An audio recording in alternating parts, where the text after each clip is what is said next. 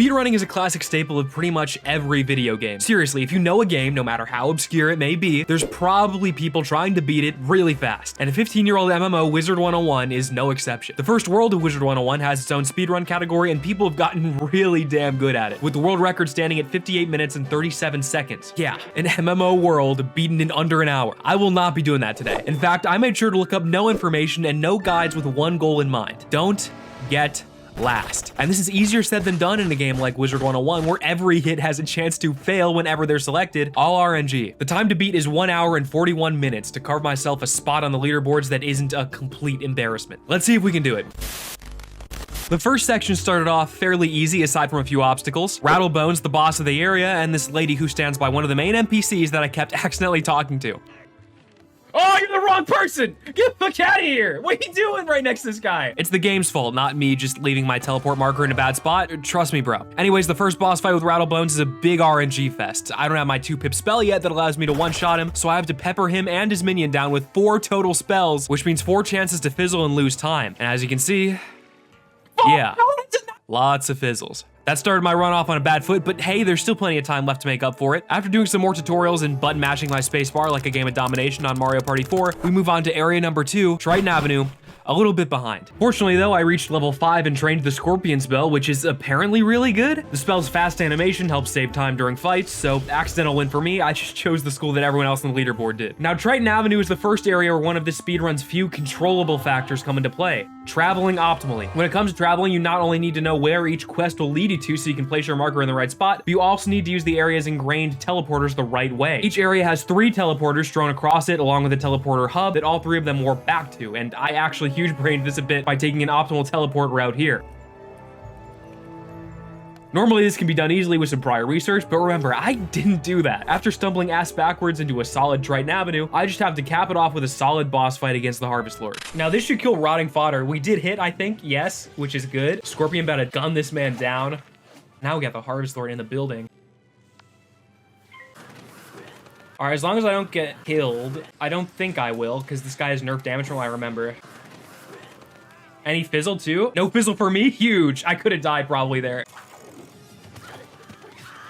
Thanks to the power of Scorpion, I was able to get through the Harvest Lord without using a heal and tacking some unnecessary time on the clock, resulting in a pretty respectable Triton Avenue split aside from some mishaps. Cyclops Lane caused me one serious problem though: mana economy. See, casting spells isn't free, it costs a resource known as mana. This 2-pip Scorpion spell, for example, costs 2 mana to cast, and since your natural mana is so low in the early game, it runs out on you quick. You can of course go to hub areas to refill it, but that adds minutes of unnecessary time to the clock. Marking locations to teleport also takes up mana, so you're pretty much always stretched thin on this stuff, and I failed to budget it properly and ran out. This means I had to go to a hub area, refill, and walk back to my next quest, resulting in loads of time lost. But hey, maybe I can get some good RNG on the next boss and bring this split back from the grave. If I can kill this Cyclops in a timely manner, we're off to a decent start. I hope this guy fizzles, please God. No dice, huh? Dang, they hitting hard. They using all the artillery right now. I'm gonna try playing this a little bit safer, like go for heals when I have to, because dying would end this run, so I want to avoid that. I'm fine with taking up turns healing to avoid that worst case scenario. I hope this hits. Oh, big hit. Didn't do high end, unfortunately. How much is natural doing? Be honest. Holy shit. Yeah, I'm healing. I don't even care.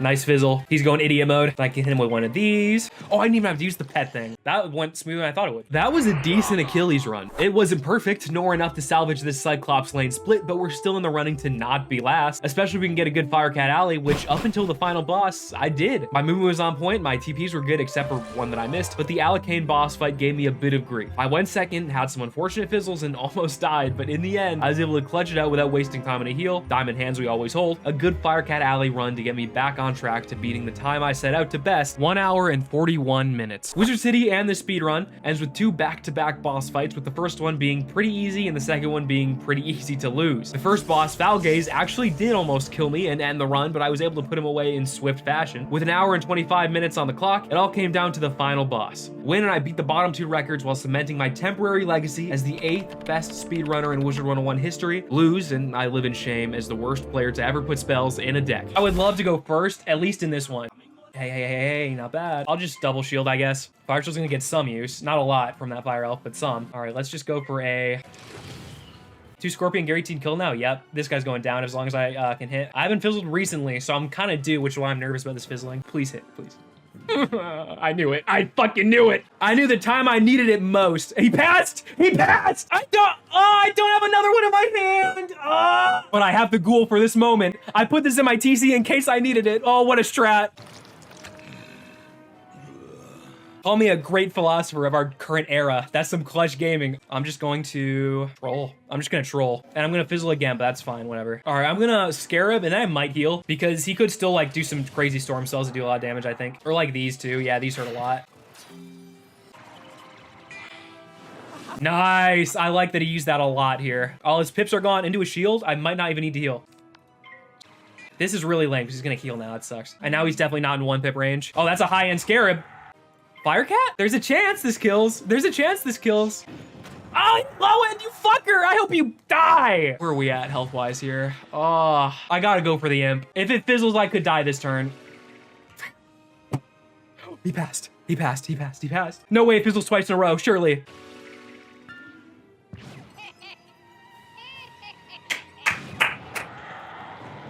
After a grueling fight with suspense, outplays, mistakes, and triumphs, our run comes to a close, and the final time, 1 hour, 37 minutes, and 54 seconds. Enough to score that juicy 8th place on the leaderboard that we set out to conquer by just a few minutes. Thank you so much for watching, and if you enjoyed, why not check out my Wizard101 Permadeath series here? There's some fun videos in my biased opinion. But as always, see you guys next time.